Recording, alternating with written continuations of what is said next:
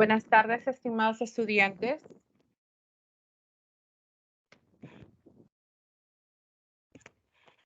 ¿Cómo están, chicos?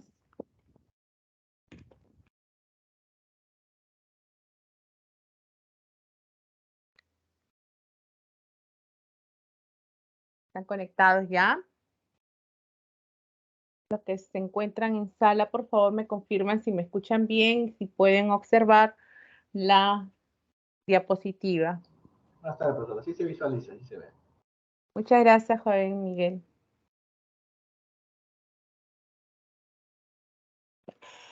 Muy bien, hoy día entonces vamos a iniciar esta última clase con el repaso de lo que ha venido siendo este curso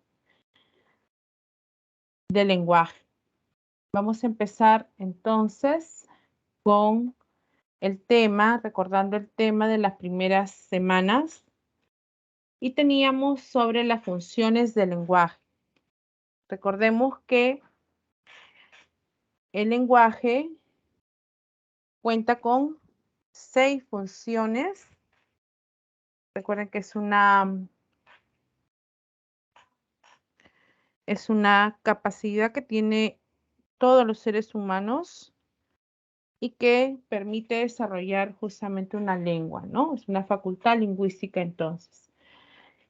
En las funciones, recordemos que son la representativa o referencial, aquella que, por ejemplo, permite desarrollar enunciados lógicos, objetivos, y va a relacionarse con el elemento de la comunicación que es el referente, ¿no? De igual forma, vamos a encontrar la función expresiva o emotiva. Esta función recae en el emisor, ya que éste expresa sus emociones, ¿no? Su punto de vista, y sería entonces considerada una función subjetiva, ¿no? En la tercera función es la función apelativa. Esta función apelativa, llamada también conativa, es aquella que permite persuadir al receptor, convencerlo, ¿no? De que ejecute lo que se le ordena o se le pregunta. Entonces recibe el nombre de apelativa o conativa. Se relaciona con el receptor. La cuarta función es la función estética poética. Recordemos que esta función tiene como objetivo destacar al mensaje viendo ese juego de palabras o también señalando que el texto pueda ser escrito en verso o en prosa, ¿no? Donde haya pues recursos estilísticos que permitan embellecer la palabra. Por eso que recae en el mensaje, ¿no? Es una función estética en cuanto a la forma que tiene la palabra en el texto. Esta otra función, la función fática o de contacto, es una función que permite que se garantice el funcionamiento y que no se pierda la comunicación. Por eso el elemento con el que se relaciona es el canal, ¿no? Que es la vía por donde transita el mensaje. Y la última función es la función metalingüística o metaverbal. Esta función describe, explica sobre la lengua, ¿no? Por lo tanto, recae en el código, ya que el código es un sistema de signos lingüísticos. Entonces, todas estas funciones las vimos en esta primera semana, donde también hablamos sobre la comunicación y veíamos, por ejemplo, las clases de comunicación, que podían ser una comunicación humana, no humana. Y dentro de la comunicación humana teníamos a la comunicación verbal y no verbal, ¿no? La verbal podía ser oral y escrita, y la no verbal podía ser, por ejemplo, visual, acústica, ¿no? Táctil, química, ¿no? Como habíamos trabajado, ¿no? Y la comunicación humana también, aquella que estaba dada por los animales y las plantas, ¿no? También podía ser acústica, visual, táctil o química. Entre los elementos de la comunicación estaban justamente el emisor, el que emite un mensaje, el receptor, el que recibe el mensaje, todo lo que quiero expresar, ¿no? O transmitir, el canal, ese medio, ¿no? A través del cual el mensaje va hacia el receptor. El código, sistema de signos lingüísticos, el referente o realidad, ¿no? Todo lo que evocamos, y también se encontraba la circunstancia, que era un elemento que señalaba el tiempo y el espacio, ¿no? O lugar. Entonces, en esa primera semana trabajamos todo ello y después venía justamente el lenguaje, entendiéndolo como una facultad lingüística que solamente los seres humanos lo podían poseer, ¿no?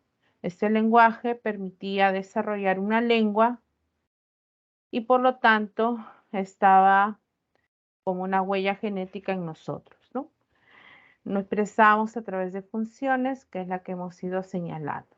Entonces, esto era la primera semana. ¿Se acordaron, chicos?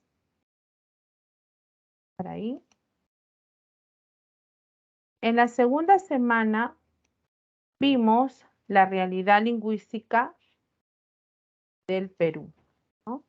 Señalando que en la realidad lingüística nosotros como país somos considerados multilingües, es decir, en nuestro país existen o coexisten muchas lenguas, ¿no? Muchas lenguas en nuestro territorio. Se le puede decir multilingüe o plurilingüe, ¿ok? Como hablantes, nosotros somos monolingües. Dominamos una lengua, el español en nuestro caso. En otras partes puede ser quechua, la aymara u otras. Entonces somos hablantes monolingües no ágrafos. Sabemos leer, sabemos escribir, ¿no? Sin embargo, hay un grupo menor que son bilingües. Entonces hay dominio de dos lenguas, ¿no? Puede ser el español y el quechua la aymara, el chipigüe y el aguaruna u otras más.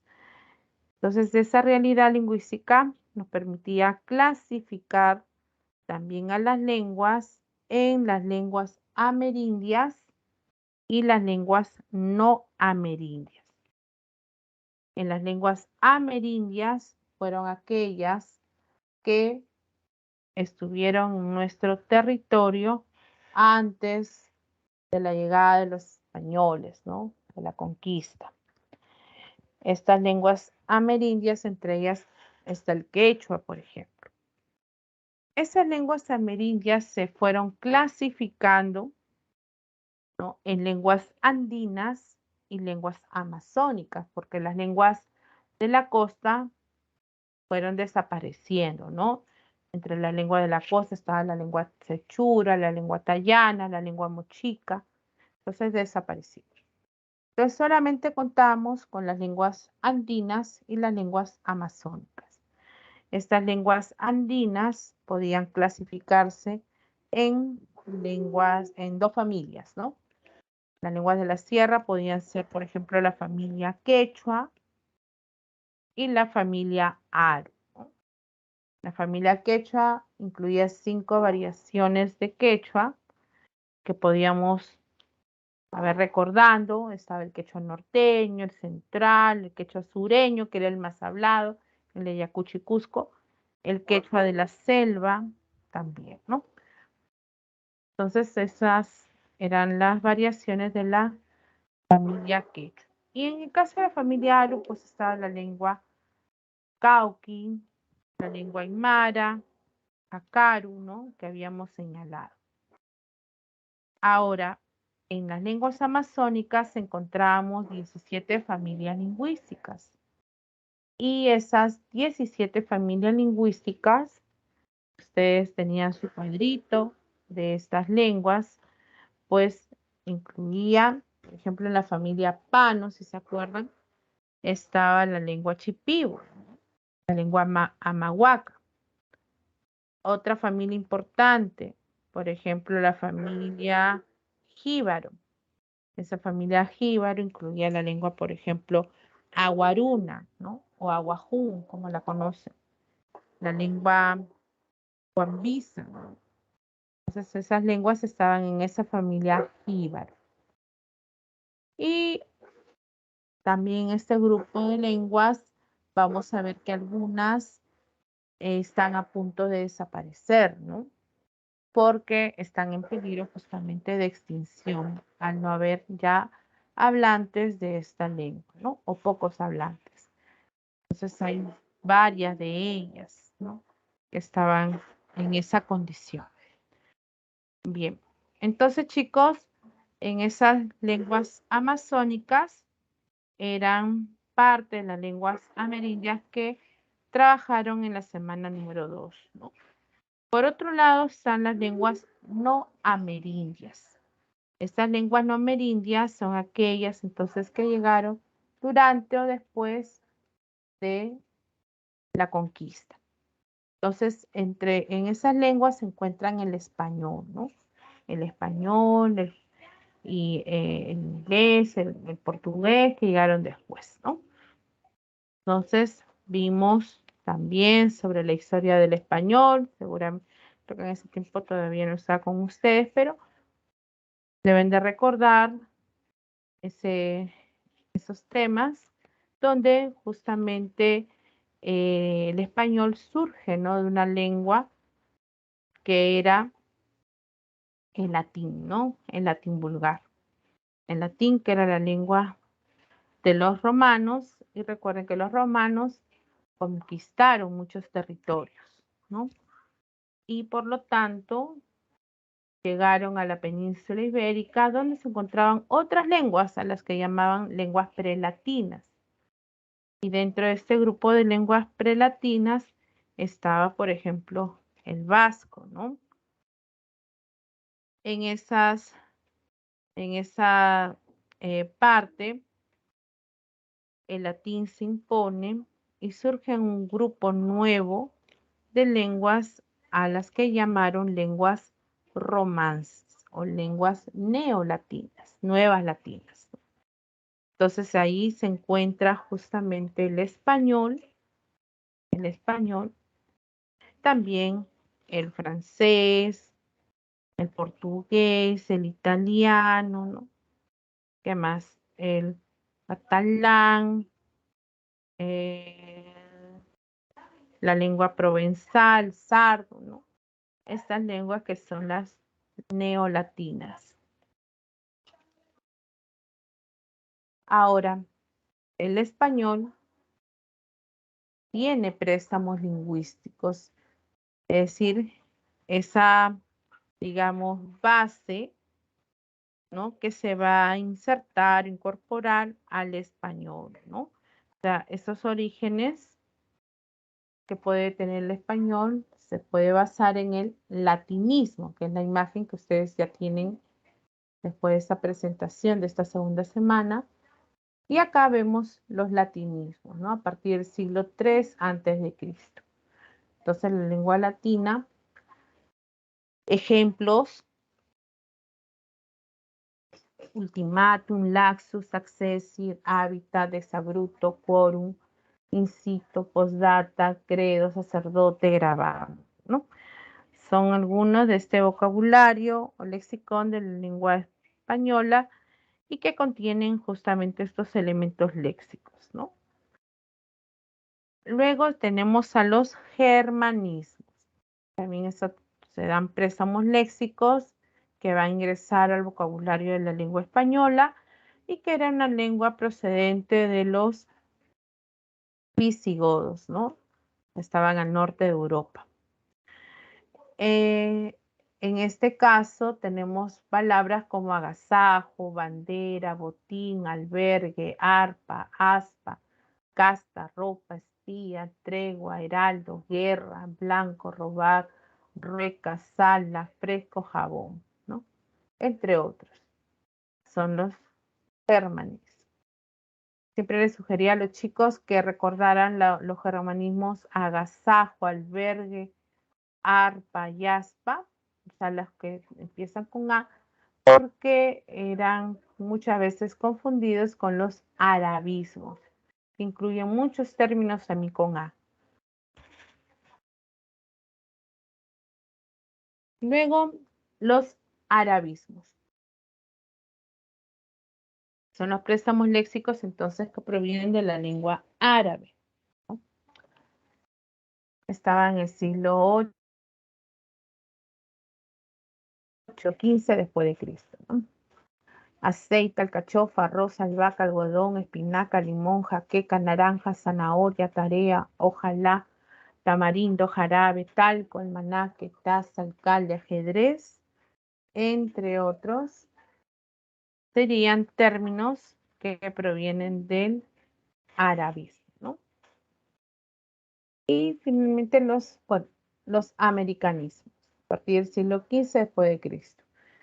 Estos americanismos son entonces términos que están basándose en las lenguas amerindias, ¿no? Entonces estaba el quechua, pero también había otras lenguas, por ejemplo, el guaraní o nahual, ¿no? De los aztecas. Entonces tenemos vocablos como caucho, cacao, chocolate, gas, huracán, tamal, coyote, alpaca, aguacate, tiza, hule, chicle, palta, jaguar, guano, coca, tomate, etc. Todos estos son préstamos lingüísticos que provenían de diferentes lenguas. Por otro lado, tenemos a los galicismos y a los anglicismos. Galicismo que provienen del francés y los anglicismos del inglés. Galicismos serían yogur, boulevard, carnet, champán, ballet, chalet, bebé, país, buffet. Anglicismo, meeting, eslogan, cóctel, corner, gol, líder, gangster, light y bypass, ¿no? Ya están adheridos al español, por eso van en letra, digamos, redonda, ¿no? Hasta aquí, chicos, ¿está claro? ¿Y alguna pregunta?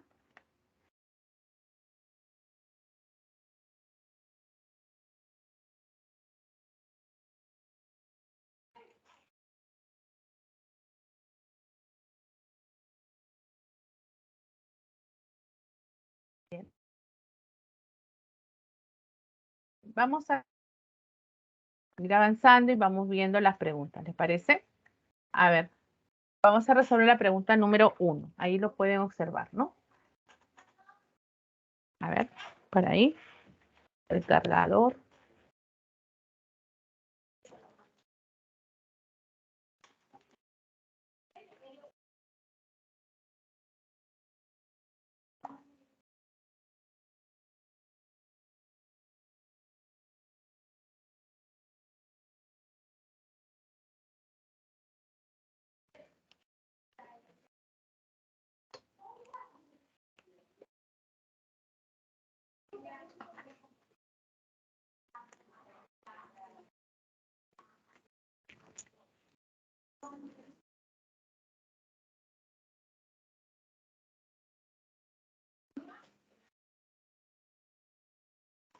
A ver cómo les va en este primer ejercicio.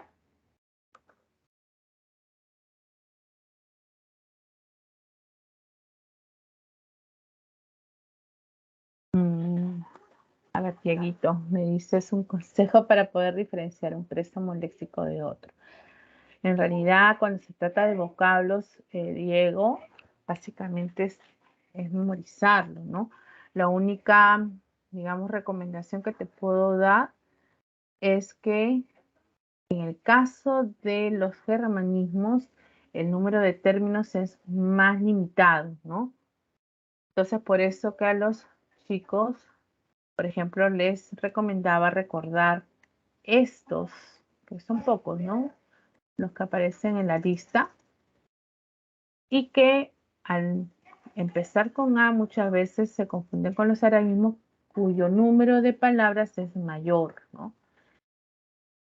Entonces, bueno, en los exámenes muchas veces cogen estos como distractores, ¿no? Son números limitados, incluso los nombres de los germanismos se encuentran también aquellos que terminan en ese, ¿no? Hernández, González, ¿no? Que son germanismos también, ¿no? Y los nombres igual, si Fernández, un germanismo, Fernando también lo es, ¿no? Entonces son algunos nombres. Y luego, en los arabismos sí son varios. Fíjate, siempre es común escuchar aceite, arroz, ¿ves? Por eso que los confunden con los otros. Entonces yo te recomiendo siempre esto, que los diferencies. ¿Te acuerdas de esto? Ya descartas los demás. Arroz, albahaca, algodón, ¿ves? Por ahí. Ajedrez, alcalde. Ahí vas a encontrar también almirante, alguacil. Todos estos son siempre arabismos. Hay muchísimos. Aldea, aduana, alacena, varios, ¿no? Ataúd, atalaya. Y otros que son siempre comunes, por ejemplo, si me dicen jeque, se relaciona con los árabes, ¿no? Arabismo, jeque, ¿no? Jinete, igual, ¿ves? No estaba por acá, pero como ya se vio en la clase, jeque, jinete también, ¿no? Son, son arabismos muy conocidos, muy utilizados también, ¿no? Azúcar, ¿no? Si te das cuenta, varios con A también hay, ¿no? Azúcar. Entonces, si bien es bastante memorístico en este caso por el listado, pues puedes buscar esa estrategia, ¿no? Diferenciar sobre todo este grupo que es más reducido. En los latinismos son más rápidos de ubicar, si te das cuenta de la forma. También son muchas formas graves, ultimátum, hábitat, terminan muchas veces en MT, ¿no? Incitus abrupto, ¿no? Entonces hay algunos que se reconocen con mayor rapidez. En los americanismos, términos que derivan, por ejemplo, del quechua, hay muchos, o que tienen relación, por ejemplo, a términos de las relaciones con México, ¿no? Aguacate, cacahuate, ¿no? Entonces por ahí como que también vas recordando estos préstamos. Entonces son algunos pequeños consejos que te puedo orientar, Dieguito, pero básicamente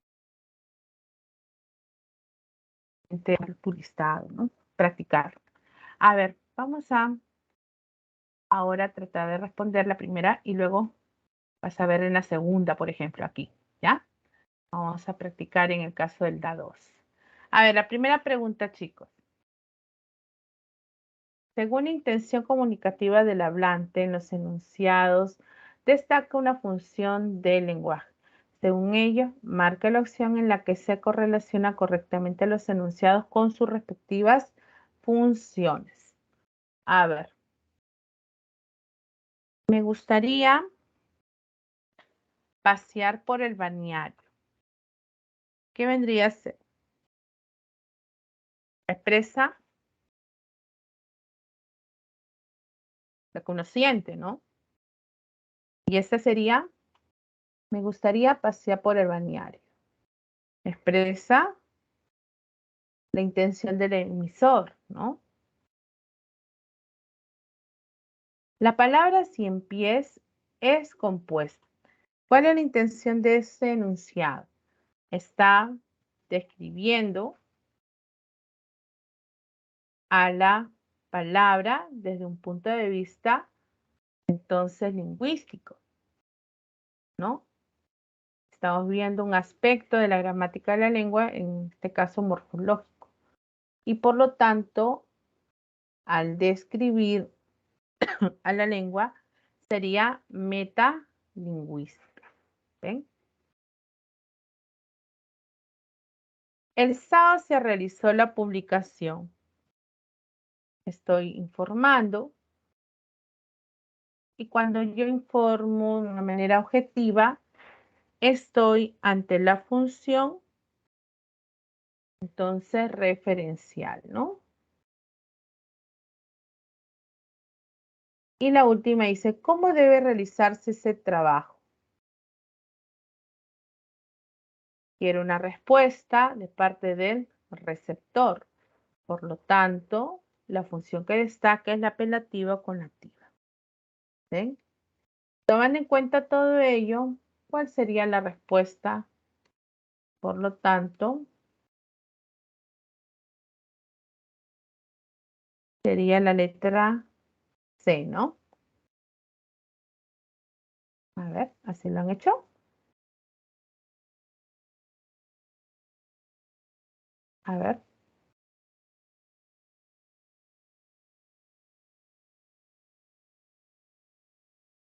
¿Estamos de acuerdo, chicos?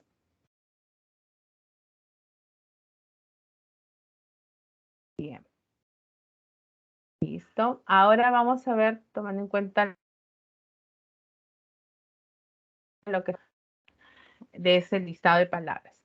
Marca el enunciado en el cual las palabras subrayadas constituyen respectivamente un anglicismo, germanismo.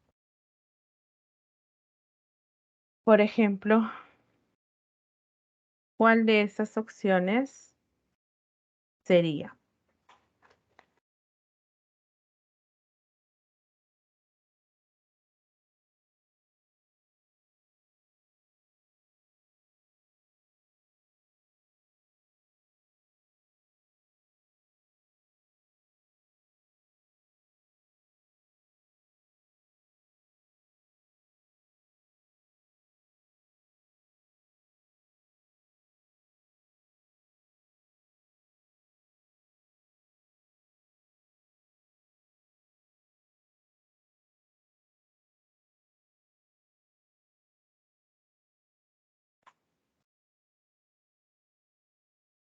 ¿Ya está? A ver qué pusieron.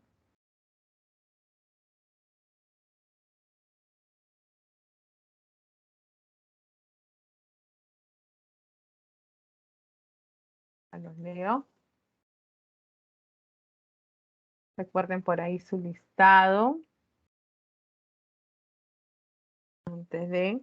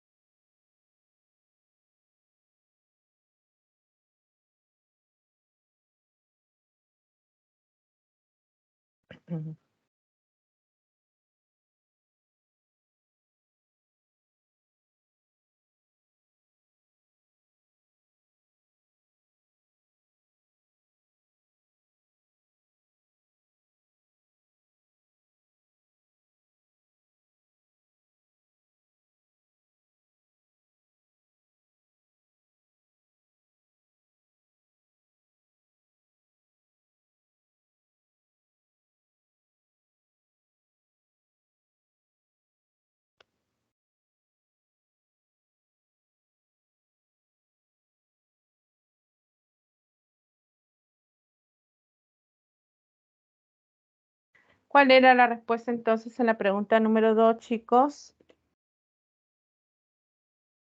pusieron ustedes? La letra A, Ricardo C. A ver, dice el barman se presentó con un elegante traje blanco. Ajá, me pedían entonces un anglicismo y un germanismo, ¿no? Barman sería el anglicismo, ¿no?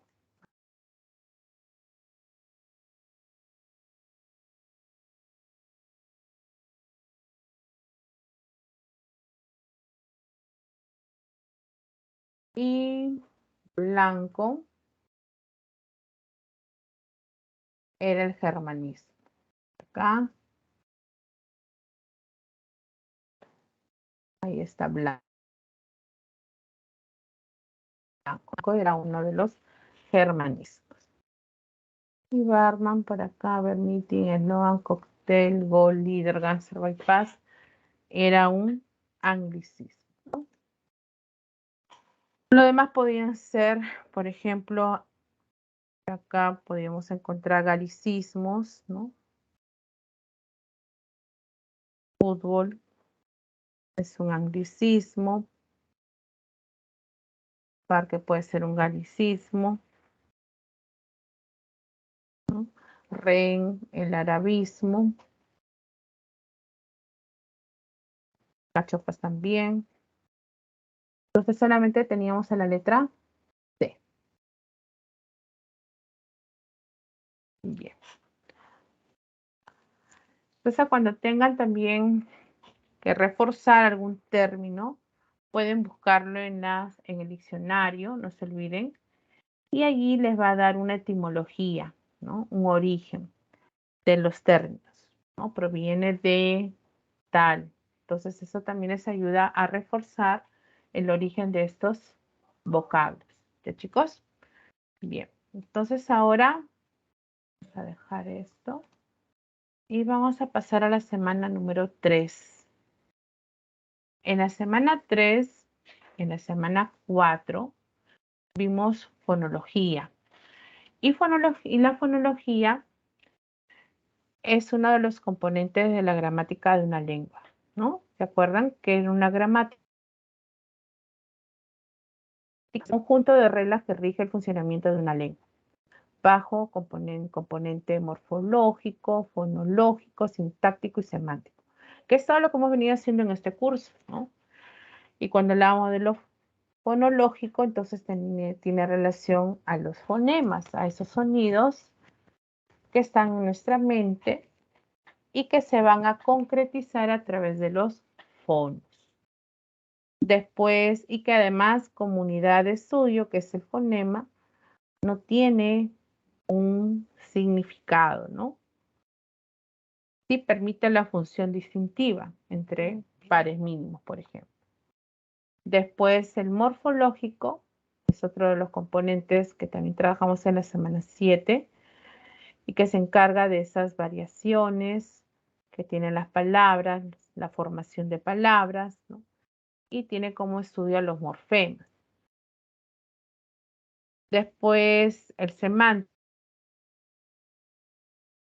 trabajamos los significados y vimos al signo lingüístico, ¿no? Después, el sintáctico ya tiene relación a las funciones que tienen las palabras, ¿no? Entonces, todos estos componentes son importantes para entender mejor nuestra lengua y hacer uso de ella. Tenemos a los fonemas, entonces, que son clasificados como segmentales, los cuales incluyen a los fonemas vocálicos y a los fonemas consonánticos.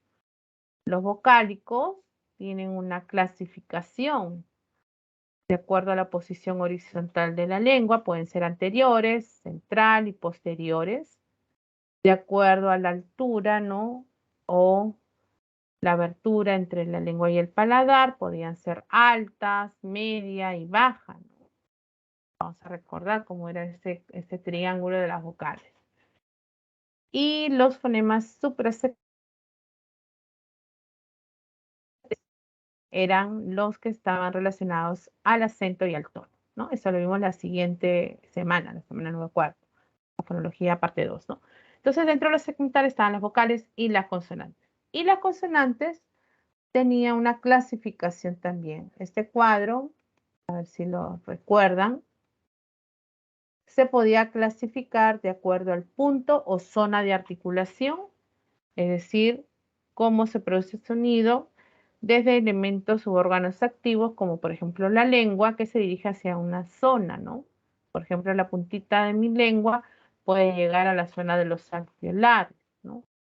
Puede ser que mis labios se unan para un sonido bilabial o la lengua con los dientes, ¿no? Entonces aparecen desde el punto de articulación las bilabiales, P, B y M, la labiodental, que únicamente es la F, la dental, la T y la D, la interdental es la Z y la C, cuando está ante una I y una E, se representa como una especie de cerito y una rayita.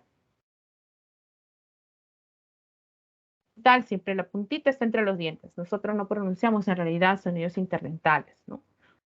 Las alveolares, donde la punta va hacia la zona de los alveolos, la S, la R, la R, la L, la N, ¿no? Las palatales son 4. Está la Y o Y, está la Che, se representa de esta forma, está la L o doble L y la ñ. Va la lengua, el dorso de la lengua hacia la zona del paladar. Y finalmente las velares, son 3. El fonema K, que incluye a la letra C, a la K y al dígrafo Q. El fonema GA, que incluye a la G y también al dígrafo GU, ¿no? Para G y GI. Y el último es el fonema JA, esta X, que representa a la J, a la letra, una I y una E, cuando el sonido es G, se representa de esta forma, y también a la X, solo si tiene esa pronunciación, ¿no? En caso de México, por ejemplo. Entonces, estas son las velares. Después están por el modo de articulación. Por el modo de articulación podían clasificarse, o sea, cómo sale el aire, ¿no? Estamos viendo en las oclusivas, son las llamadas explosivas, y son 6. Yo les hice aprender a los chicos de 3 en 3 y también aplicando ya la sonoridad, cuáles son las sordas y cuáles son las sonoras, ¿no? O sea, cuáles son las que vibran, las cuerdas vocales son las sonoras y las que no vibran son las sordas. En caso de las consonantes, entonces se clasificaba. P, D, G eran las oclusivas sonoras y P, T, K eran las sordas, ¿no? Entonces aprendían de 3 en 3. B de G, P, T, K. Las fricas son sonidos mucho más suaves. Hay 5. De las 5, solo la Y, la Y es sonora. Todas las demás son sordas. La labiodental, la interdental, la alveolar y la velar, ¿no? La fricada, la única fricada es la che y esta es sorda. Y después ya vienen todas las demás que son sonoras. Fíjense, miren, las vibrantes, la simple, la R, y la múltiple es la que vibra más. Está la R y el dígrafo R también, ¿no? En arroz o en rosa se representa como una vibrante múltiple. Cambio aro, aroma con esta simple. En las laterales, ¿cuáles son las laterales? Me acuerdo por la L inicial, está la L y la L, está la doble L, ¿ven? Y las laterales siempre son sonoras. Y finalmente las nasales son 3, M, N y Ñ. Ocurre la salida del aire por la cavidad nasal, pero se agrupan dentro de ellas, ¿no? M, N y Ñ. También son sonoras, ¿ven? Entonces de esa manera se aprendían el cuadrito rápidamente de la clasificación de las consonantes. Esto vimos, por lo tanto, en la semana número 3. Vamos a ver la pregunta que había por acá sobre los fonemas consonánticos. A ver, ¿qué es lo que dice? Los fonemas consonánticos se clasifican según el modo de articulación, el punto de articulación y la función de las cuerdas vocales. Tomando en cuenta estos criterios, elija la alternativa que correlaciona adecuadamente la columna de enunciados con la clasificación predominante de sus consonantes. A ver, chicos, revisen.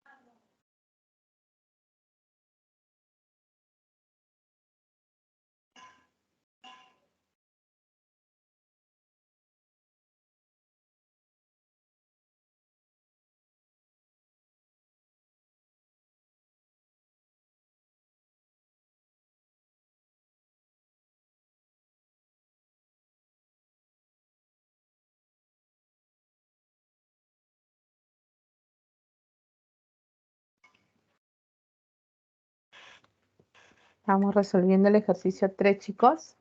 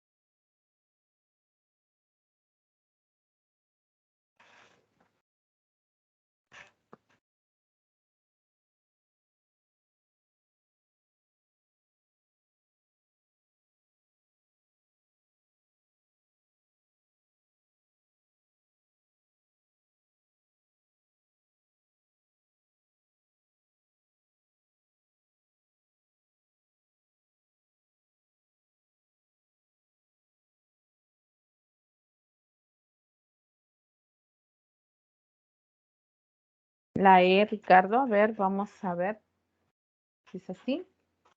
Me dicen que debe de predominar, ¿no? Que predomine.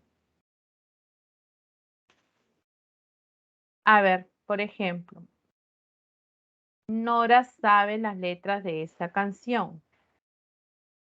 ¿Qué predomina en esta oración? Podemos observar a la N, a la R, la S, nuevamente la L por acá. Y ya tengo una idea, miren, voy a agrandarlo por acá.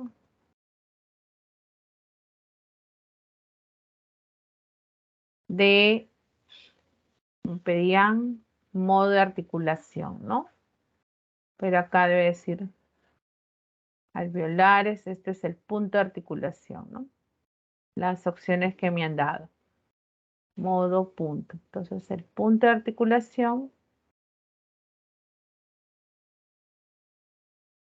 está predominando, por ejemplo, en este caso, estaría dentro de las alveolares, ¿no?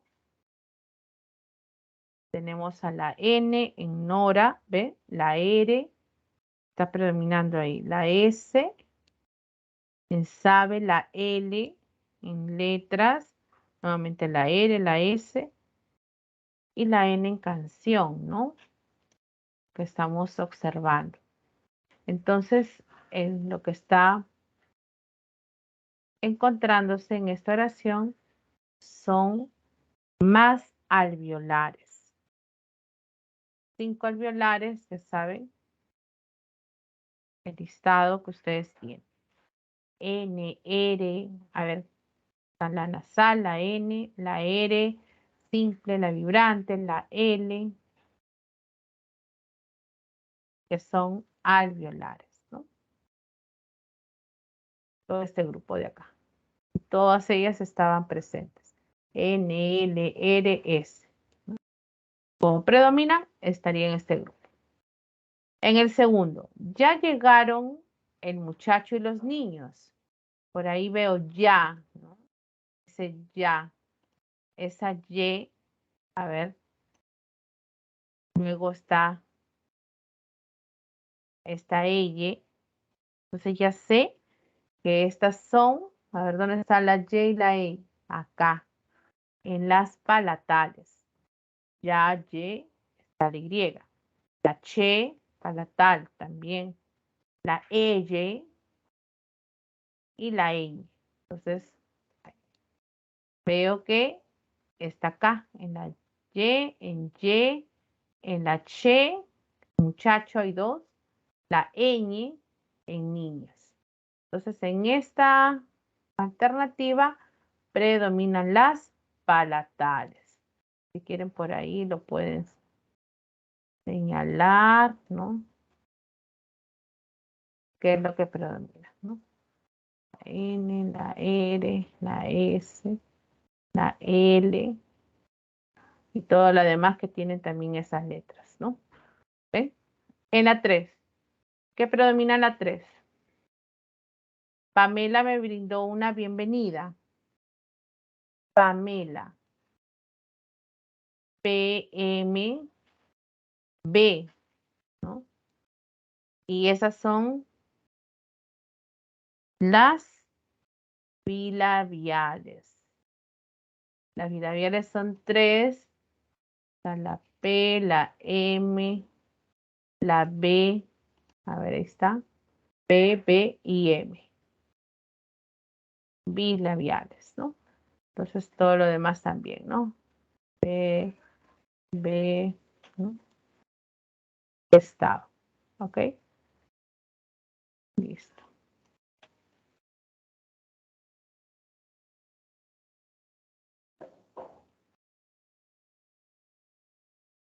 Ya. Y la última, Jorge recogió agua en la jarra. Ya sé que es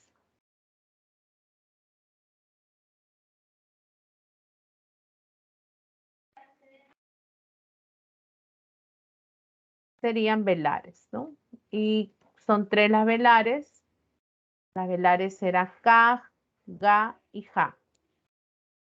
Entonces se representa la J de Jorge, Ja, G también, la K, Ga, acá también hay otra, en Ja, ¿ven? Estas son las velares. A ver, revisen chicos. Ay, borré la primera. ¿Cuál era? Velares acá. Las velares.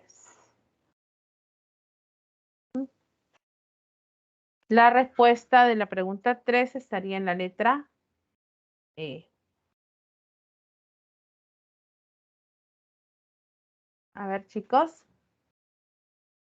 La alveolar, Ricardo, es cuando la punta de tu lengua, que se conoce como el nombre de ápice, llega a la parte superior detrás de los dientes, ¿no? De los incisivos. En la parte de arriba hay como unas curvitas que están alrededor. Ya, esa es la zona alveolar.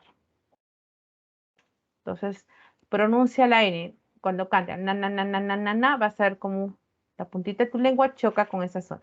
La, ¿ves? No llega a los dientes, sino en la parte superior, lo que está como unas curvitas que está la parte de encima. Todas las alveolares ustedes jueguen como si estuvieran cantando. La, ¿no? Entonces se van a acordar de las alveolares. Sa. ¿Ven?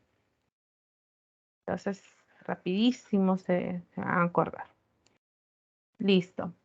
¿Se entendió entonces, chicos? Esta pregunta número 3. Ya. Pregunta 4. Vamos a preguntar los dictongos y hiatos. Vamos a ver. A ver. En la semana 4 trabajamos este tema de los dictongos e hiatos, que nos sirve para todo porque nos va a permitir también tildar, separar en sílabas correctamente. Cuando hablamos de secuencia de vocales y que anteriormente veíamos a este cuadro de las vocales, para recordar, les decía que por la posición horizontal de la lengua, la A queda en el centro, ¿no? Todas las que están antes de la I y la E, ¿no? Después de la A, la U y la O. Entonces son anteriores, posteriores. Esa es la clasificación por la posición horizontal. Pero por la abertura, y tiene relación justamente con esta secuencia, por la abertura, las vocales podían ser, ¿se acuerdan? Altas, era la I y la U, medias, la E y la O, y la baja, que era la A, ¿no? Esta es por la abertura.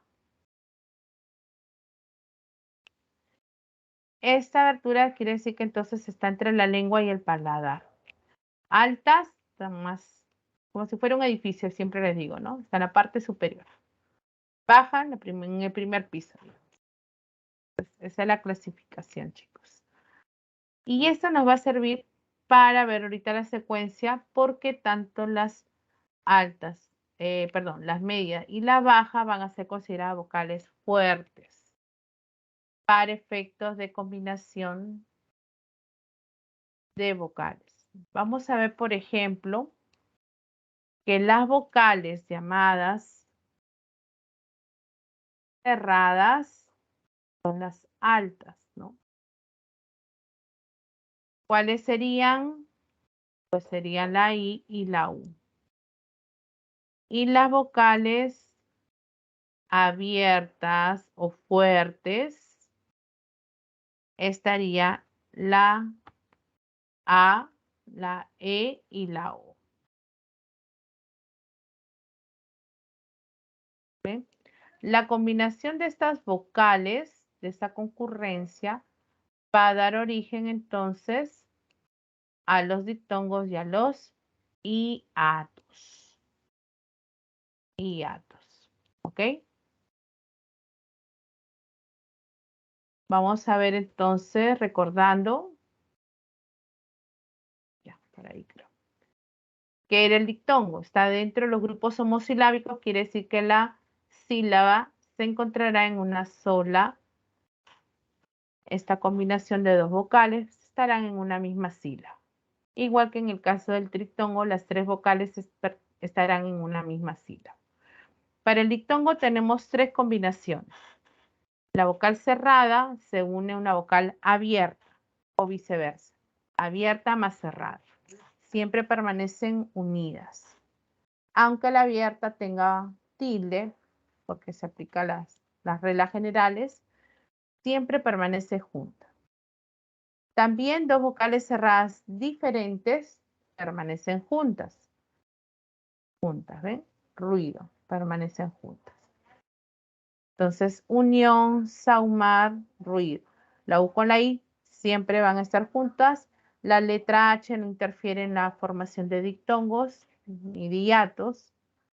La vocal abierta está la una cerrada, entonces permanecen juntas. En el caso del triptongo, la vocal abierta es la que está en el centro entre dos vocales cerradas. Las cerradas pueden ser iguales o diferentes, no hay problema. Apreciáis, el diptongo está en la última, enciáis, Entonces, acá, por ejemplo, tiene que separarse a, se separa apreciáis, ¿no? En esta, entonces, sílaba está el triptongo, ¿no? Aunque la vocal abierta esté tildada, no afecta en la formación de palabras, ¿no? Después semiautomático, igual, miau, está en triptongo, la vocal abierta está entre dos cerradas, permanece en una misma sílaba, ¿no? Después ioides, vocal abierta entre dos cerradas, forma el triptongo. Acá está, esto no debe señalarse, solamente el triptongo se encuentra en esta de aquí. C es otra sílaba, ¿ok? Después, chicos, el caso del hiato. El hiato está dentro de un grupo heterosilábico. El hiato es la separación de dos vocales, no permanecen en una misma sílaba. Son dos clases de hiato. El hiato simple, donde se da dos formas. Vocal abierta se separa de otra vocal abierta. Y ustedes saben que las abiertas es la A, la E y la O.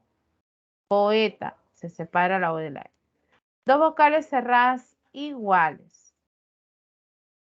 Esa separación se da en chiita, donde la I es igual a la otra I. Se debe de separar. Ese es un hiato simple. El hiato acentual, el hiato acentual sería, por ejemplo, una vocal cerrada tónica se separa de una vocal abierta. Va a haber esa separación, ¿no? Siempre que la cerrada esté tildada, se debe separar. O al revés, la vocal cerrada tónica más la vocal, perdón, la vocal abierta más la cerrada tónica, igual se separa. Proteína, la I está tildada, esa es la cerrada. Se separa de la vocal abierta. Forman sílabas diferentes. Entonces, el hiato acentual, además, es el único que no respeta las reglas generales de acentuación. ¿Ok? A ver. Entonces vamos a ver el ejercicio número 4. Nos piden que cuantifiquemos los grupos vocálicos y marque la opción correcta. A ver, chicos.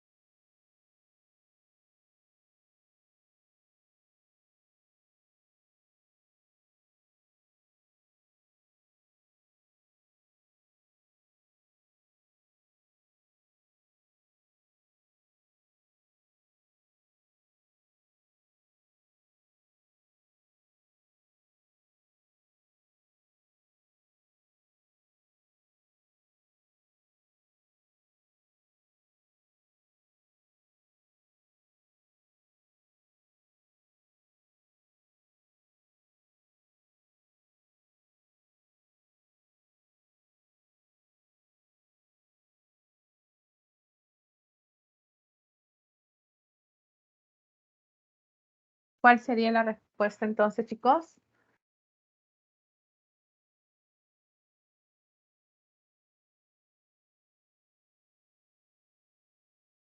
Ajá, sí, Ricardo, la V es igual a la B fonológicamente. Así es. Se representa con el mismo fonema.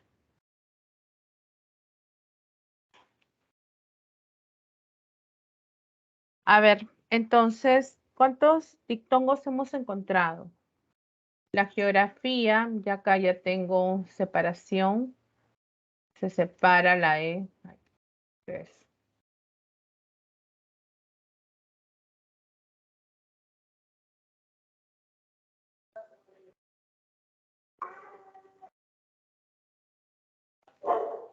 Geografía se separa la E de la O. Hay un hiato simple, ¿no? Nada. Y la A también se separa, hay una ruptura, pero ese hiato es un hiato acentual. Después tenemos ciencia. ¿Qué hay acá? Un dictongo, acá hay otro dictongo, I, E y A. En la palabra que no hay, aunque esté la U, no se está pronunciando porque este es un dígrafo. Es decir, la Q y la U se representan fonológicamente con un fonema, K, ¿no? Por eso que hay un dígrafo. Estudia, dictongo, en dia. Las relaciones, dio. Entre la sociedad, sia, ¿sí? Y el espacio, sio. Pero a diferencia, acá hay otro, ya, de otras disciplinas, la geografía, igualito que en la primera, se separa, hay dos. Parte una visión, aunque la O está tildada, no influye, hay una unión, hay dictongo, integral de diferentes campos, empezando por la enseñanza en donde se requiere, la I y la E, la U no se cuenta, entonces hay un dictongo, un dictongo. En esta sílaba, la I y la E. Interpretaciones, sio. Ordenación, sion. Hay dictongo. Territorio, rio. Decisiones, sio. Recomendaciones, sio. Ya está. Ah, ya, acá sigue. Se requieren otra vez estudios analíticos. Listo. Entonces, reconozco. ¿Cuántos habían? ¿18 contamos, Nicole? A ver, 1, 2, 3, 4, 5, 8, 9, 10, 11, 12, 13, 14, 15, 16. Hay 16 dictongos. Hay dos hiatos acá y hay otros dos más. Entonces hay dos acentuales y dos simples. La respuesta estaba en la letra C. A ver, verifica. Verifiquen, chicos.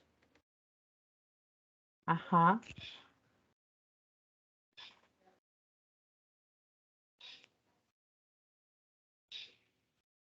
Bien. ¿Listo? Ahora la pregunta número 5. Viendo por acá. Vamos. Algunas reglas recordando el uso de las mayúsculas. Las letras altas. Pueden ir con mayúsculas los nombres y apellidos de las personas. Martín Peña Fuentes, nombre y apellidos. Cuando el nombre está presente y el apellido es o está formado por la preposición y el artículo, estas van en minúscula porque el nombre está presente. Si no estuviera el nombre, hubiera dicho de la Torre, nada más, este D tendría que ir con mayúscula, ¿no? O señor de la Torre, también D con mayúscula. En el caso de, de los apellidos que solo incluyen artículos, como la torre, ya sea presente o ausente el nombre, siempre el artículo irá con mayúscula. ¿Ok? Esa es la regla. Nombres de lugares van con mayúscula: Lima, Perú, La Paz. En el caso de La Paz, incluye el artículo porque este forma parte del nombre propio.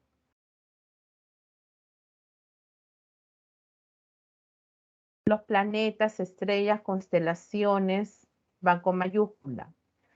En el caso de Sol y Luna, cuando se describe de forma científica, ¿no? Las obras de creación, los títulos van con mayúscula al inicio, al menos que haya un nombre propio, como el caso de las aventuras de Tom Sawyer. Acá Tom tiene que ir con M. Los nombres de agrupaciones, tenemos nombres de partidos, de alguna banda, algún equipo de fútbol, ¿no? Entonces van con mayúscula. Los nombres de las instituciones van con mayúscula: Defensoría del Pueblo, Congreso de la República, Facultad de Letras, etc. Las siglas y los acrónimos van con mayúscula entre 3 a 4 letras, pero cuando hay más de 4, como el caso de Renier, SUNAT, SUNAR, Indecopi, solo la primera va con mayúscula. ¿Sí? Solo la primera. Cuando el nombre tiene más de 4 letras. ¿Sí? Va solo la primera. ¿Okay? Los grandes movimientos culturales son 4, ¿no? Renacimiento, romanticismo, barroco y neoclasicismo. Son los grandes movimientos, 4. Si digo barroco español o romanticismo francés, igual español o francés, no van con mayúsculas, solamente el nombre general. Acontecimientos históricos como la Guerra Fría, Primera Guerra Mundial, Revolución Industrial, van con mayúsculas. Veamos la pregunta 5, chicos, ahora.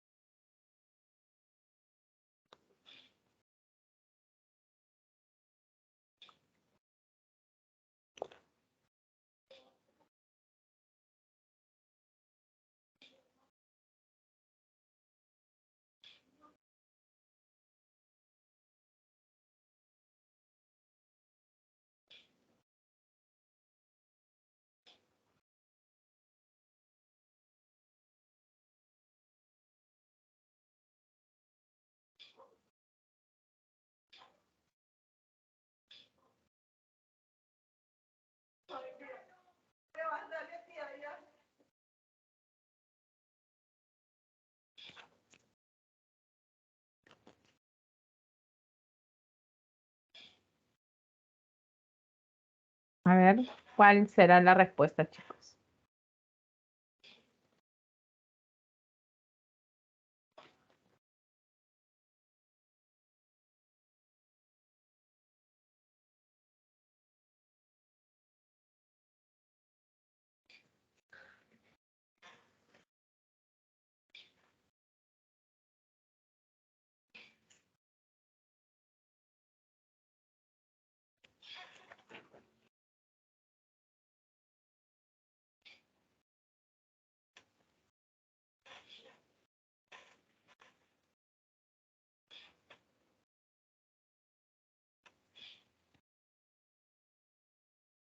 ¿Cuál será?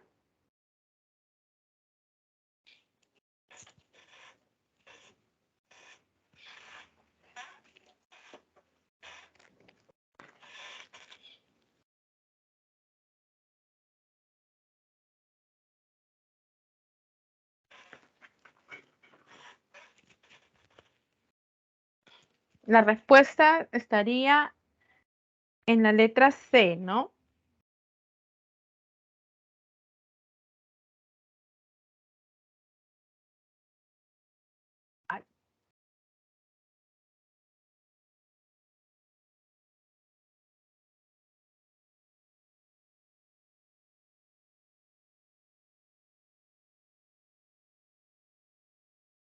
¿Están de acuerdo? En la letra C, ¿por qué? Ya. El curso Metodología de la Investigación se estudia en la carrera de Biología. Recordemos que se escribe con mayúscula también los nombres de los cursos, ¿no?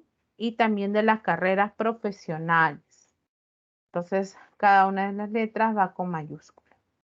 Los errores, por ejemplo, en la letra A, yo sé que los meses van con minúscula. Si dice Luis de la Mota, D tiene que ir con minúscula, ¿no? Porque es el nombre. Y Navet, solo la I va con mayúscula. Entonces, y vamos recordando esas reglas. Periodo cuaternario, cuaternario irá con minúscula. Por acá el gran show, está bien el nombre, América Televisión, pero cuando dice él choca, solamente choca, ¿no? No él.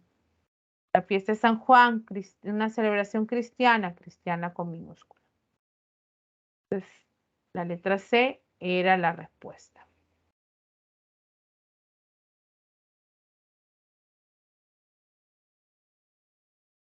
La número 6. Según el lugar que ocupa la sílaba tónica, recuerden que la sílaba tónica es aquella que tiene la mayor fuerza de voz, ¿no? Las palabras polisílabas pueden ser agudas, graves, esdrújulas y sobresdrújulas. Tomando en cuenta lo afirmado, marque la acción en la que las palabras subrayadas siguen la secuencia de aguda, esdrújula, grave y aguda en ese orden. Para eso vamos a ver si acá nos recuerdan el cuadrito de las palabras agudas, aquella que tiene la mayor fuerza de voz en la última sílaba. Se van a tildar cuando terminan en NS o en vocal. No se tildan si terminan en más de una consonante ni cuando terminan en Y, ¿no? Tenemos ejemplo mirar, talón, mamut y convoy. Las palabras graves tienen la mayor fuerza de voz en la penúltima sílaba. Se van a tildar la consonante menos en NS o en vocal, ¿no? Entonces, dice, se tildan cuando terminan en consonante diferente o distinta de N y S, ¿no? Es otra forma de decirlo. Se tildan cuando terminan en más de una consonante y en Y. Por ejemplo, dólar, jockey, ¿no? Laren, margen, amarillo. Las esdrújulas, está la fuerza de voz en la antepenúltima sílaba. Siempre llevan tilde. Página, vende, la coetáneo. La sobresdrújula está antes de la antepenúltima, también se tildan siempre. Cómpratela, véndeselo, ¿no? Entonces, vamos a ver ahora la serie que me piden, ¿no? Tienen que aparecer aguda, esdrújula, luego grave y aguda, en ese orden. A ver, chicos. Qué rápido.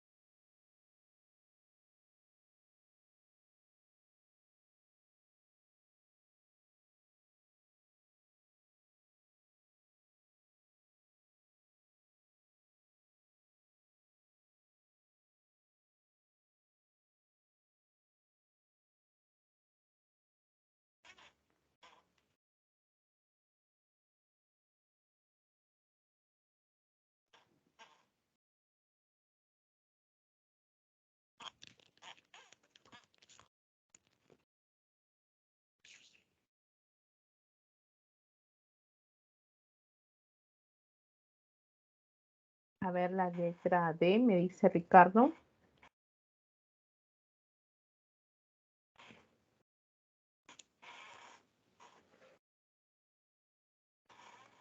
Ujú. En la letra D, ya, en la primera ya descartada, porque patógeno es esdrújula. Postural puede ser hijo, grave, descartado. Perú si estaba bien. Arquitectura descartada. Podía haber quedado la B o la D. Pero luego dice esdrújula. Paroxístico, está bien. Cárceles también. Hasta ahí está igual. Breves, grave. Reclusos también, grave. Está bien. Pero en mareos, mareos, grave, se separa la I de la O. Así que aquí estaba la única diferencia entre la B y la de André es aguda. Entonces la letra D era la respuesta.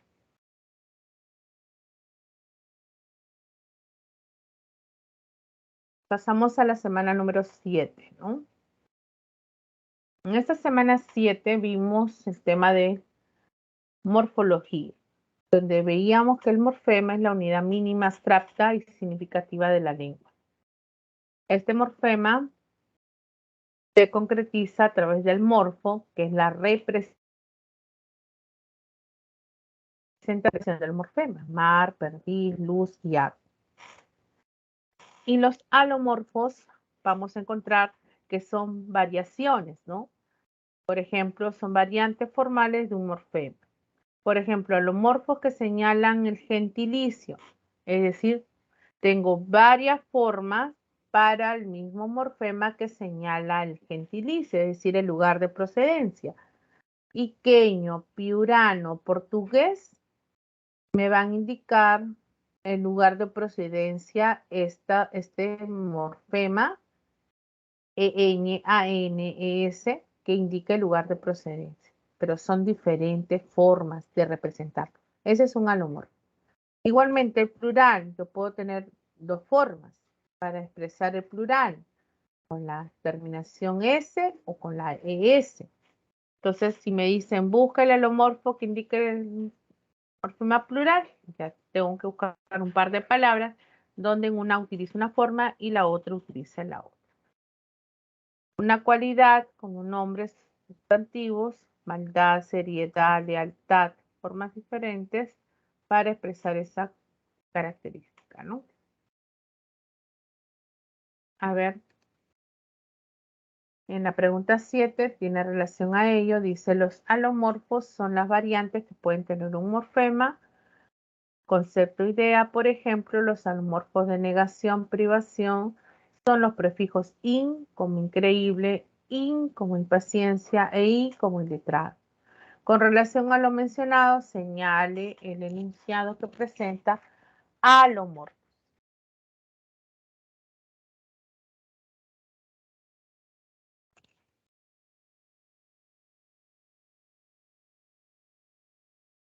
¿Cuál podría ser?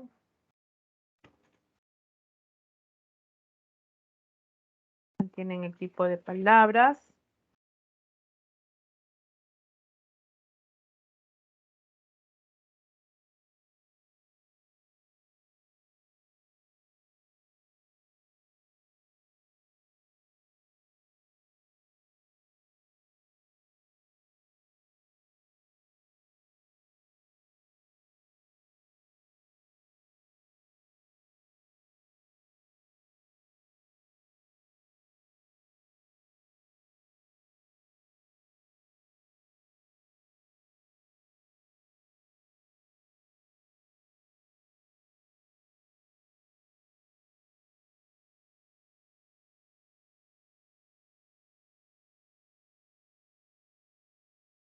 Bien, para ir avanzando, en esta pregunta vamos a encontrar la respuesta en la letra C. Mi vecina nos preparó el caldo de gallina. Lo que se está, por ejemplo, observando es el concepto de género y podemos encontrar el género expresado en la A de vecina y en el caso de Ina que aparece en gallina, ¿no? Entonces, en vecina y en gallina se puede ver la diferencia o variaciones para expresar el género femenino, ¿no?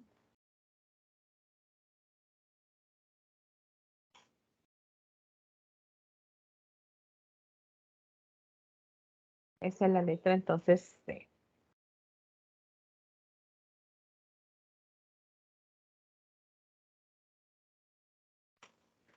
Vamos a la siguiente semana, la semana número 8, donde vimos los temas de la semántica que estudiamos al signo lingüístico, veíamos la relación del significante con el significado, ¿no? Entonces vamos a encontrar que las palabras pueden coincidir muchas veces, pero no tienen un mismo origen. Es decir, estamos hablando del homonimio. Fíjense que nos dice que es la relación semántica que consiste en la coincidencia fonológica entre dos o más palabras durante su evolución histórica, pues palabras distintas en su forma y significado, debido a procesos que operaron sobre ellas, llegaron a tener la misma configuración, pero ambas conservan su significado. Esto es, se trata de una coincidencia de significantes con diferencias semánticas. Se dan de tres clases. La homonimia parcial se presenta cuando, ha habido un error, cuando los homónimos se diferencian semántica y gramaticalmente. Ejemplos: bello, sustantivo, bello, adjetivo, verbo y bota, sustantivo. Tienen diferentes categorías, ¿no? Y no tienen el mismo origen. En cambio, la absoluta se cumple cuando las palabras homónimas solo se diferencian semánticamente. Por ejemplo, grabar y grabar son verbos, pero cada uno tiene un origen distinto, ¿no? Llama, el nombre de un animal o Kennedy, es un sustantivo, mientras que llama puede también ser un sustantivo, pero se refiere a fuego. La homonimia paradigmática afecta solamente a los verbos que están conjugados. Se cumple cuando los verbos presentan diferencia gramatical de flexión verbal en tiempo, persona y aspecto. Ejemplos: leía, primera persona del pretérito imperfecto, leía, tercera persona del pretérito imperfecto. Escribimos, primera persona plural, tiempo presente, y escribimos también es la primera persona plural, pero el tiempo es del pasado, ¿no? Pretérito simple. Entonces, vamos a ver la pregunta número 8. A ver, chicos.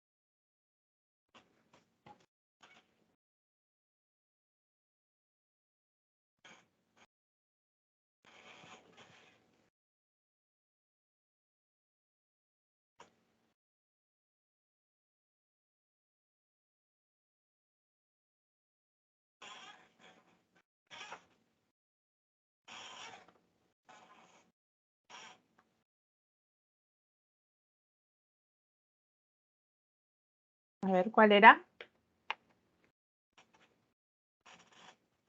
La homonimia es la relación semántica que se cumple entre palabras que tienen coincidencia fonológica y diferencia semántica. es de 3 clases: parcial, absoluta y paradigmática. Según esta aseveración, marque la opción parcial. Homonimia parcial, recuerden que tienen diferentes categorías gramaticales, es decir, puede ser un sustantivo y un adjetivo y un verbo. Son diferentes categorías. Los orígenes obviamente también van a ser distintos, ¿no? Por eso hay homonimia. A ver, ¿dónde hay homonimia parcial? Busquen un par de palabras.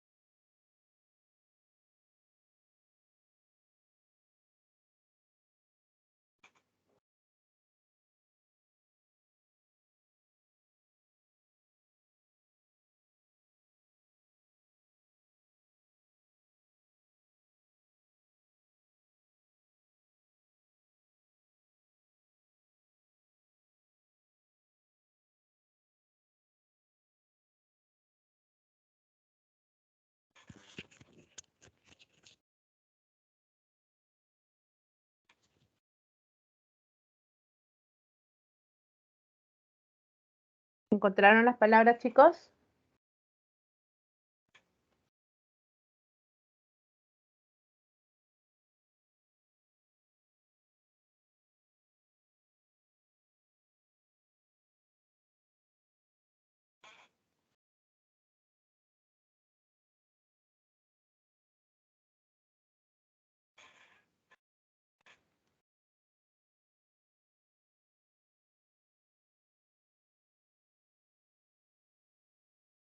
Tenemos entonces la respuesta en la letra D.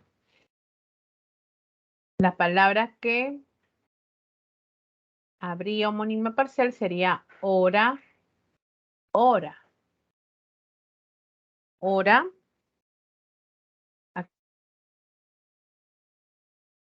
Aquí es sustantivo, ¿no?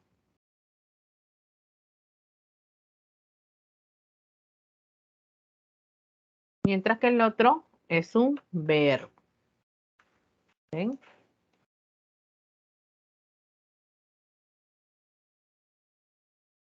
Entonces hay diferencia en la categoría, ha coincidido simplemente, y habría homonimia parcial.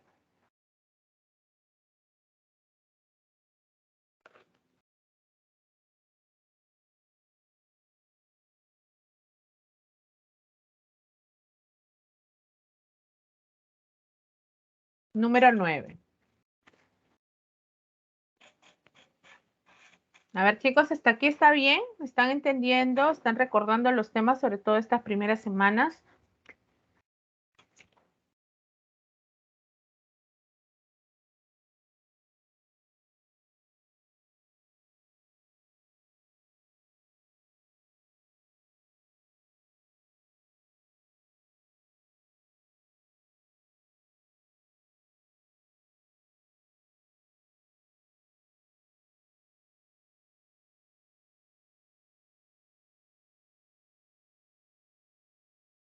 Vamos a ver entonces, en esta sección no hay ninguna pregunta. En esta novena semana vimos la frase nominal y la entendíamos como aquella unidad sintáctica cuyo núcleo es el nombre o el sustantivo, ¿no? También puede ser un pronombre. Y que cumplía distintas funciones en la oración. Sujeto, objeto directo, objeto indirecto, atributo, agente. Y fuera de ella, vocativo. ¿Cuáles son las clases de frase nominal? Por el número de núcleos, hay frase nominal simple, donde solamente hay un núcleo. Y la frase nominal compuesta coordinada presenta dos o más núcleos, ¿no? Unidos muchas veces por algún nexo coordinante.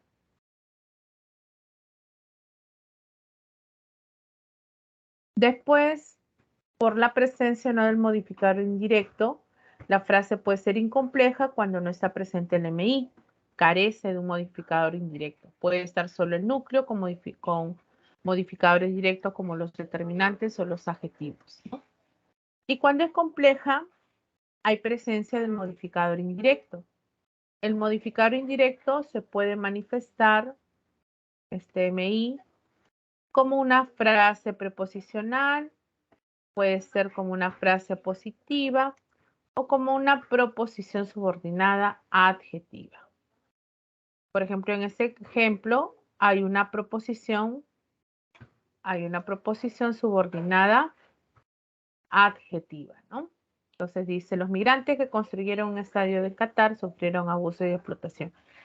El enlace, el verbo subordinado, todo modifica a migrantes, entonces actúa como una proposición subordinada adjetiva. Vamos a ver entonces, chicos, la pregunta número 9. La frase nominal puede llevar modificadores directos e indirectos. Aquellas que presentan modificador indirecto como frases preposicionales, frases positivas o proposiciones subordinadas adjetivas se clasifican como complejas. Considerando lo anterior, identifica la alternativa que presenta una frase compleja, es decir, tengo que encontrar al MI, ¿no? Tengo que encontrar al modificador indirecto. A ver, ¿en qué alternativa tendríamos?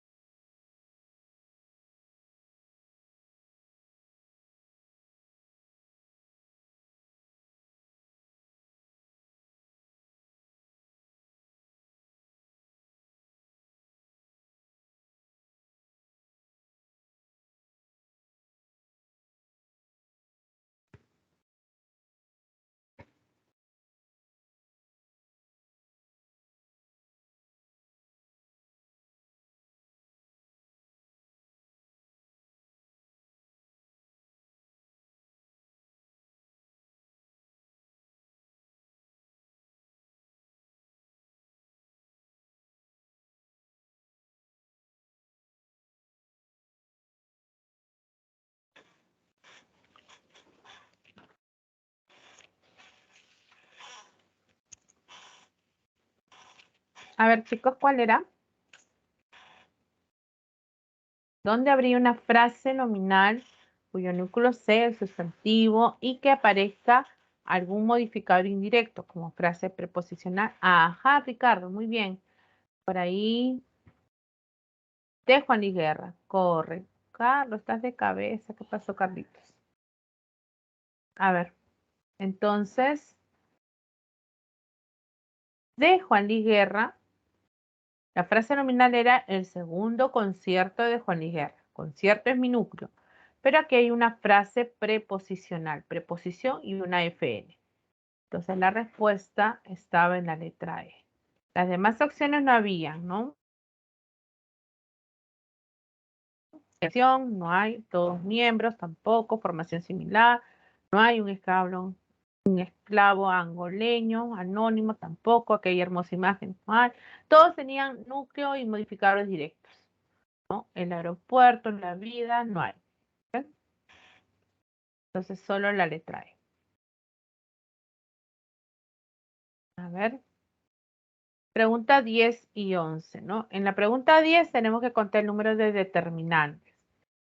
Entonces, por aquí vimos a los determinantes y estos pueden ser modificadores directos.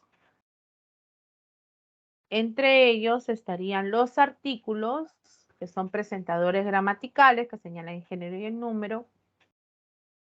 También pueden ser definidos cuando es un elemento conocido, o indefinidos, desconocido. Unos serían los indefinidos.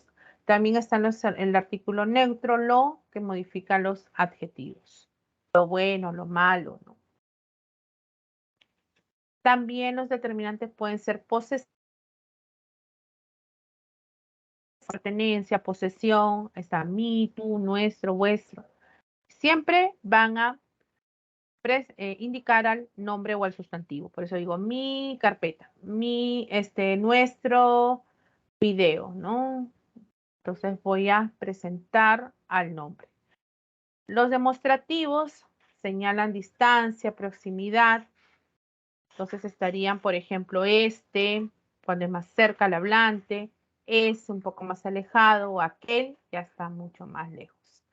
Entonces sería es aquel, los femeninos y los plurales. Puedo decir este libro, ese árbol, aquel auto, ¿no? Voy a ir cambiando el lugar. Los cuantificadores expresan cantidades, precisas o imprecisas. Pueden ser los numerales y los indefinidos. Los numerales se siguen subclasificando en cardinales, que son los números naturales. Entonces tengo que escribir los números correctamente. A partir del 30 se separan, 31, 32, ¿no? Los ordinales expresan orden, primero, segundo, tercero, décimo segundo, décimo cuarto, etc. Los partitivos expresan una parte de algo, medio. En estos partitivos yo puedo usar la terminación avo, ¿no? Treceava parte, catorceava parte, se puede llevar. Los múltiplos expresan multiplicación, doble, triple, etc. Los indefinidos no precisan la cantidad, puede decir algunos jóvenes, muchos postulantes, etcétera, ¿no? Entonces, esos serían los determinantes. Y vamos a ver cuántos determinantes habían en la pregunta número 10. A ver, chicos, que son 4 y 10 justamente.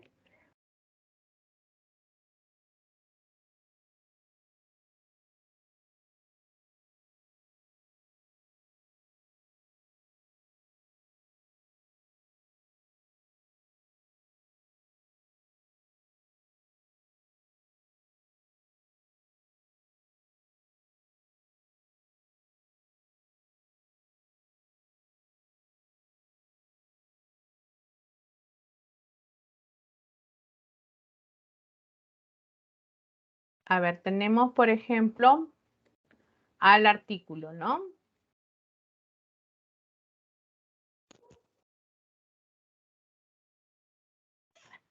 Carlos. Ya. Quieres dejar que otros participen, ¿no? Ya, vamos a ver.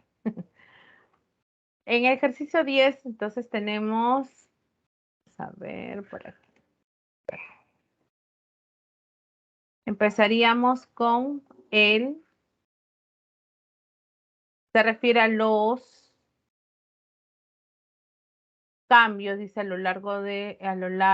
largo plazo de las temperaturas, nuevamente el artículo las,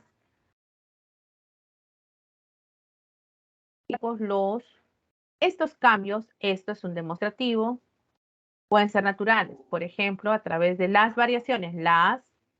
En el caso del, recuerden que hay artículos contractos, ¿no? O contracciones gramaticales, al y del, en la fusión de la preposición de más el artículo el, y al sería la unión de la preposición a más el artículo el.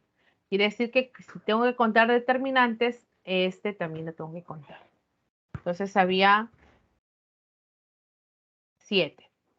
La respuesta era la letra E. ¿Mm? Exacto. Muy bien. Ya. Número 11. Frase verbal. En la frase verbal, creo que acá ya empecé a acompañarlos, me parece. Vimos a la frase verbal cuyo núcleo es también otra unidad. Es el verbo que va a estar conjugado. Se clasifica en frase verbal atributiva, cuyo verbo o núcleo va a ser el copulativo, ser, estar y parecer, el cual permite hallar un complemento atributo. En la frase verbal predicativa, el núcleo es el verbo predicativo o no copulativo. Permite hallar diferentes complementos menos el complemento atributo. Puede haber un objeto directo, indirecto, un agente, un predicativo, etcétera, ¿no? Dos cuadros, hay un OD, ¿no? Visito a su tío, hay un objeto directo, pero también hay un circunstancial, ¿no? Vamos a ver entonces la pregunta 11. Me decía, la frase verbal se clasifica como atributiva y predicativa. La frase verbal atributiva presenta como núcleo un verbo copulativo y como complemento al atributo. Según esta afirmación, marca la opción en la que hay esta frase. A ver. Yo tengo que encontrar, perdón, al verbo. Entonces,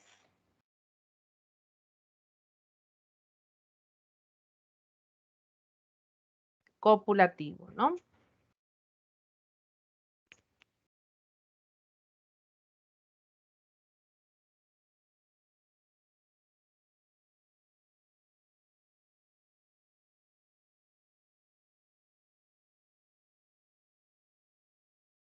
Entonces, cuando hay perífrasis verbales, es decir, cuando hay verbos formados por verbos auxiliares o por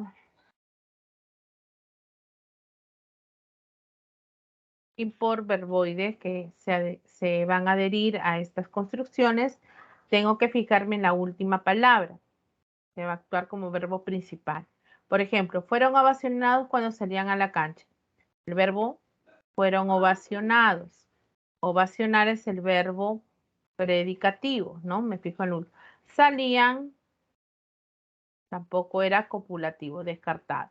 Será premiado el sábado por la tarde. Será premiado es mi verbo. Premiado es mi verbo principal, no es copulativo. Hemos estado trabajando. Hay una perífrasis extensa. El verbo haber se une al participio de estar. Y estar forma una perífrasis cuando está al lado de un gerundio. Trabajando es un gerundio. Entonces la perífrasis se extiende. Trabajar no es copulativo. ¿Ven? Han comprado. El verbo haber se une a un participio de comprar y comprar no es copulativo. Le pongo el puntito para que ustedes reconozcan que es el último elemento. Y la última, hemos sido grandes amigos por más de 3 años. El verbo haber más el verbo copulativo de ser. Y esta es mi respuesta, ¿no? Porque ser es el último elemento principal. ¿Ven? Respuesta, letra G. Pregunta 12. Ya nos quedan 4 minutos, chicos. Wow. Ya poquito, no importa. En esta pregunta me piden reconocer a los adverbios. Presentamos por acá rápidamente sobre el adverbio. que semánticamente expresa el tiempo, hoy, ahora, mañana, el lugar, aquí, ahí, arriba, lejos, el modo, la forma, bien, mal, adrede, así, la cantidad, poco, mucho, más, siempre afectan a el verbo, ¿no? La afirmación, sí, efectivamente, hay adverbios que terminan en mente, son adverbios derivados de algún adjetivo. Negación, no, nunca, jamás. Duda, quizá, acaso, tal vez, probablemente.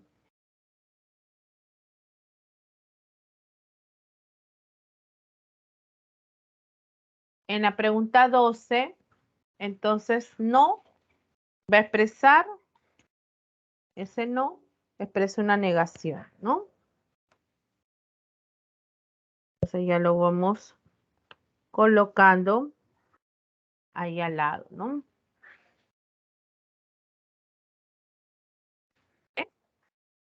Va a expresar el tiempo, ¿no?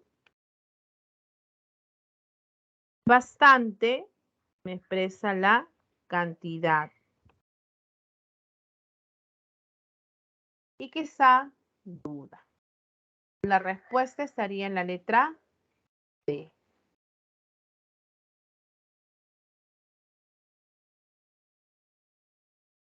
Y queda la 13 y la 14.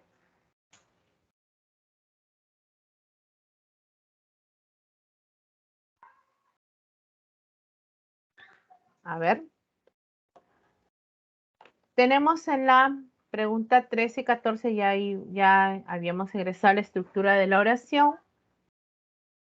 Y recordemos que la oración nos dice, puede clasificarse en una oración unimembre y bimembre. La unimembre no tiene verbo flexionado. La unimembre puede separarse en dos partes, sujeto y predicado. El sujeto es de quién o de qué estamos hablando, está formado por una frase nominal, y en el caso del predicado, todo lo que decimos del sujeto y se forma por una frase verbal. Este predicado tiene un núcleo, el cual es el verbo, ya sea en forma simple o en una perífrasis verbal. Admite diferentes complementos, dependiendo del tipo de predicado, aparecerá el complemento atributo, el predicativo, el objeto directo, el indirecto, el agente circunstancial en un predicado verbal, ¿no?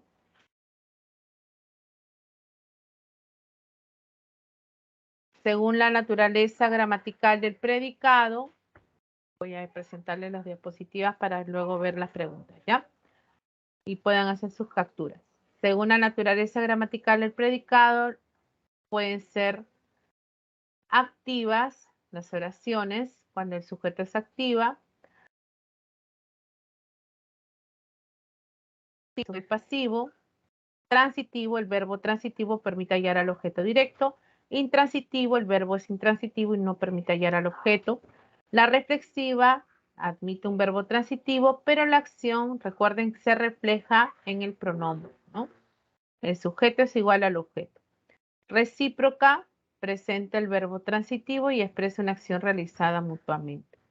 Las impersonales carecen de sujeto. Hay un verbo impersonal que puede ser el verbo haber, el verbo, por ejemplo, también hacer, y aquellos verbos que señalan fenómenos atmosféricos, llover, nevar. La pasiva refleja presenta un pronombre se, el verbo en plural, y la frase nominal también en plural, ¿no? Después vimos a la oración compuesta por subordinación. Ahí está. Todo esto ya lo hemos trabajado las últimas semanas.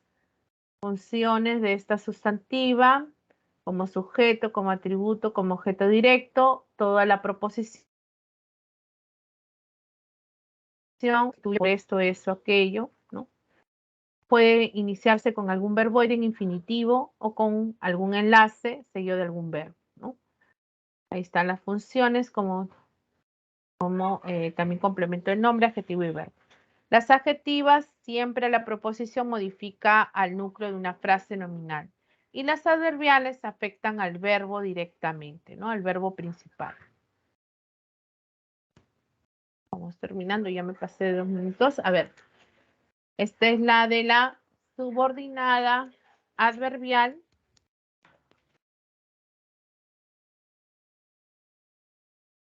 Ya.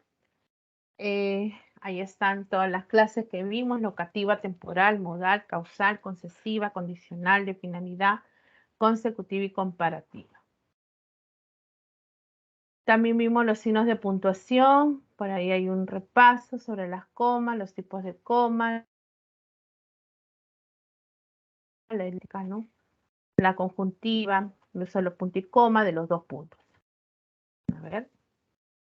Y finalmente vimos sobre los textos y algunos mecanismos de cohesión usando algunos conectores discursivos, ¿no? Ahí tenemos algunos de ellos.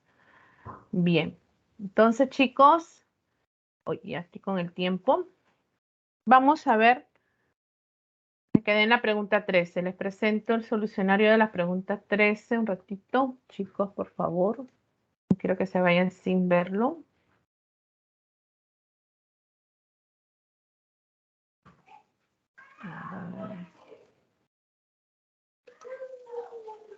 Ya. A ver, por acá. A ver, ya. A ver, chicos, rápidamente. En la pregunta 13, la respuesta era la letra C. ¿Sí? ¿Qué más complementos? Ahí están los complementos. Complemento atributo. Siempre después de un verbo copulativo hay un predicativo. Recuerden que los predicativos tienen una intención modal. Pueden responder a un cómo. ¿Cómo vive? Tranquilo, ¿no? Pero es un adjetivo. Los circunstanciales en una ciénaga. La pregunta 14, la oración transitiva, estaba la respuesta en la letra C, ¿no? El entrenador convocó a varios futbolistas jóvenes, ¿no? Entonces, la oración transitiva, la oración recae sobre ello, los convocó, ¿no? Pregunta 15, ahí están las funciones. Desconozco esto, este es un objeto directo. ¿Cuánto le ha costado? El interrogativo.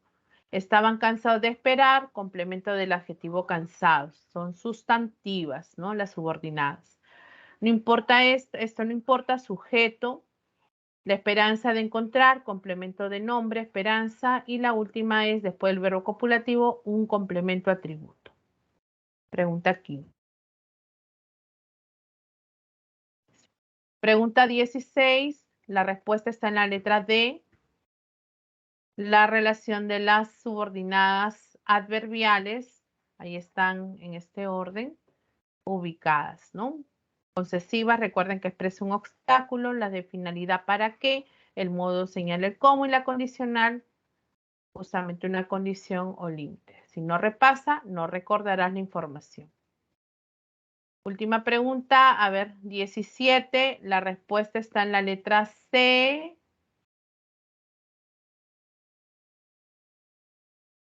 Y la explicación, chicos, para que puedan ustedes repasar. Y finalmente, la pregunta 18.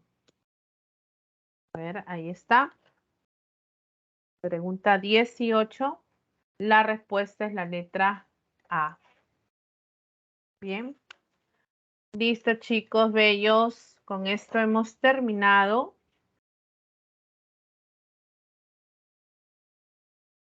Y por hoy nuestra clase ha terminado.